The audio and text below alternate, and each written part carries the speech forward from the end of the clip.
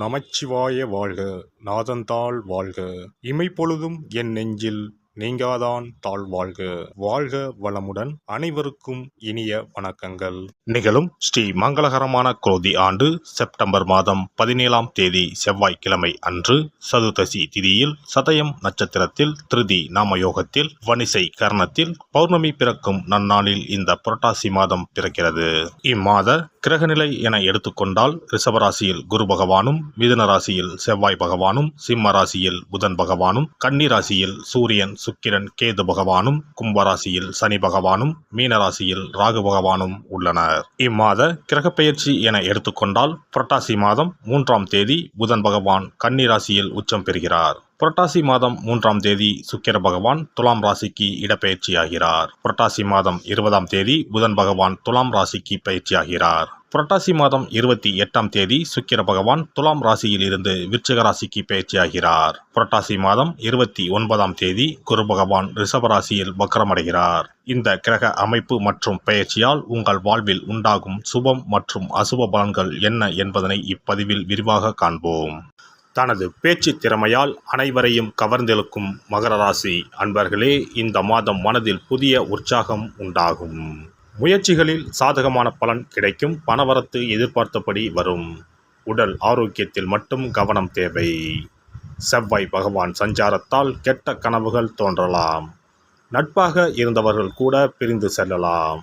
தொழில் வியாபாரம் வழக்கம் போல் நடக்கும். எதிர்பார்த்த பணம் வந்து சேரும்.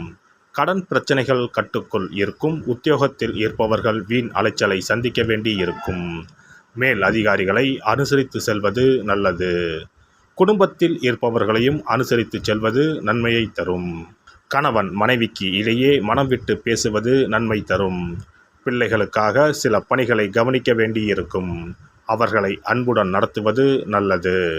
பெண்களை பொறுத்தவரை இந்த மாதம் நீங்கள் எடுக்கும் முயற்சிகளில் சாதகமான பலன் கிடைக்கும்.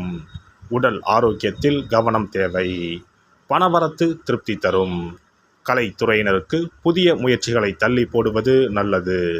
வீண் அலைச்சலும் காரிய தாமதமும் ஏற்படலாம். கவனம் தேவை. அரசியல் துறையினர் பல தடைகளை தாண்டி செயல்பட வேண்டியிருக்கும். எதிர்பார்த்த லாபம் வந்து சேரும். செயல் திறமை வெளிப்படும். சுதந்திரமாக செயல்படும் வாய்ப்புகள் கிடைக்கும். வரவேண்டிய பணம் வந்து சேரும். மாணவர்களுக்கு கல்வி தொடர்பான விஷயங்களில் எதிர்பார்த்த பலன் கிடைக்கும். மனதில் இருந்த கவலை நீங்கும். நட்சத்திர பலன்கள் உத்திராடம் 2, 3, 4ஆம் பாதங்கள். இந்த மாதம் எதிலும் கூடுதல் கவனத்துடன் இருப்பது நல்லது. வீண் அலைச்சல் காரிய தாமதம் உண்டாகலாம். குடும்பத்தில் அமைதி நிலவும். லாப நஷ்டங்களை அறிந்து அதற்கேற்றவாறு செயல்படுங்கள். மனக்குழப்பம் நீங்கி தெளிவான முடிவுகளை எடுப்பீர்கள். திருவோணம் நட்சத்திரம். இந்த மாதம் ஆக்கப்பூர்வமான யோசனைகளால் காரிய வெற்றி உண்டாகும். மற்றவர்களிடம் பழகும்போது கவனமாக இருப்பது நல்லது. சமூகத்தில் கௌரவம் அந்தஸ்து அதிகரிக்கும். தொழில் வியாபாரம் தொடர்பான பணிகளில் கூடுதல் கவனம் செலுத்தி அவற்றை வெற்றிகரமாக செய்து முடிப்பீர்கள். அவ்விட்டம் 1, 2ஆம் பாதங்கள். இந்த மாதம் வியாபாரம் தொடர்பான பயணங்கள் லாபம் தருவதாக இருக்கும். உத்தியோகத்தில் இருப்பவர்கள் மேல் அதிகாரிகள் கொடுத்த வேலைகளை கவனமாக செய்து முடித்து பாராட்டுகளை பெறுவீர்கள். செயல்திறமை அதிகரிக்கும். விநாயகருக்கு அருகம்புல் மாலை போட்டு வணங்க எடுத்த காரியத்தில் வெற்றி உண்டாகும். மனதில் தைரியம் கூடும். சிறப்பு தொகுப்பு. கண் திருஷ்டிகள் அகன்று தடைப்பட்டு கொண்டிருக்கும் காரியங்கள் நிறைவேற செய்ய வேண்டிய பரிகாரம் என்ன என்பதனை பற்றி காண்போம். வாழ்க்கையில் நல்ல நிலையில் இருந்தவர்கள் கூட திடீரென்று பொருளாதாரம் இழந்து மன கஷ்டங்களுடன் வாழும் நிலை ஏற்படும். இந்த நிலை எதனால் ஏற்பட்டது என்று ஆராய்ந்து பார்த்தால் பெரும்பாலும் அவர்களின் மீதான கண் திருஷ்டிதான் காரணமாக இருக்கும்.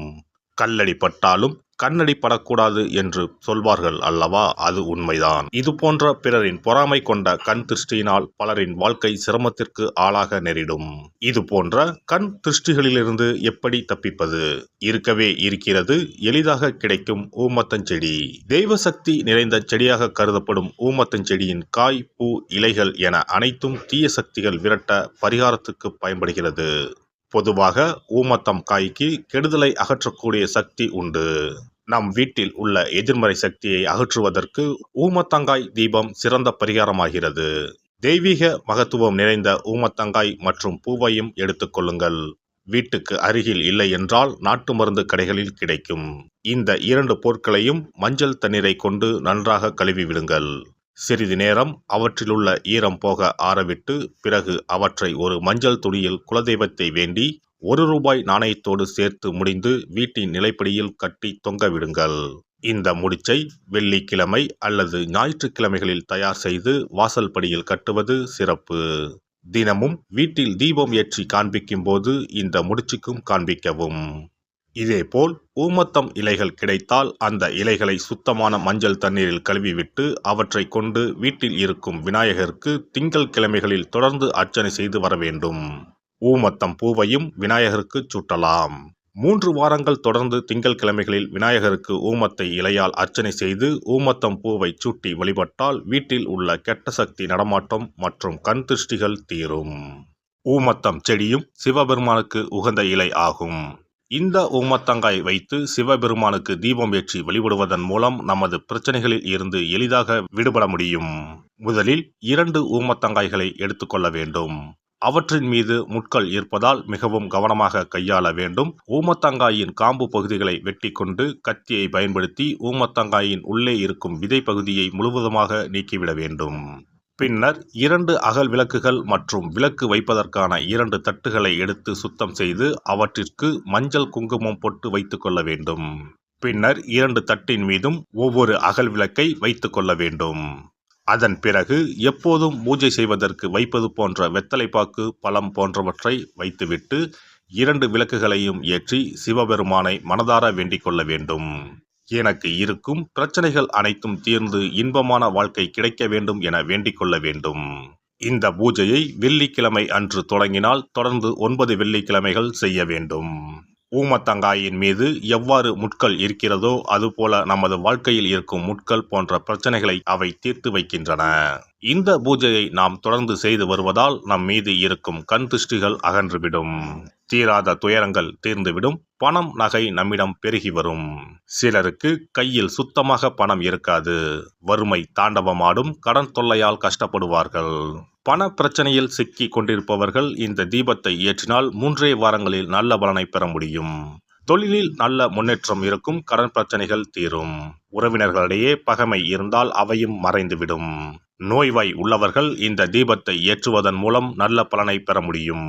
பொதுவாகவே எந்த பரிகாரம் என்றாலும் அதை முழு நம்பிக்கையுடன் செய்தால் மட்டுமே முழு பலன் கிடைக்கும் என்பதை நினைவில் கொள்ளுங்கள். எல்லாம் வல்ல இறையருளால் நீங்களும் உங்கள் அன்பு குடும்பமும் உடல் நலம், நீலாயுள், நிறை செல்வம், உயர் புகழ், மெய்ஞானம் ஓங்கி வாழ்க வளமுடன். இந்த வீடியோ பதிவு உங்களுக்கு பிடித்திருந்தால் லைக் பண்ணுங்க, கமெண்ட் பண்ணுங்க, ஷேர் பண்ணுங்க. மறக்காம சப்ஸ்கிரைப் பண்ணுங்க. பக்கத்துல இருக்கிற பெல் பட்டனை கிளிக் பண்ணுங்க. நன்றி, வணக்கம். ஓம் நமச்சிவாய. சிவாய நம.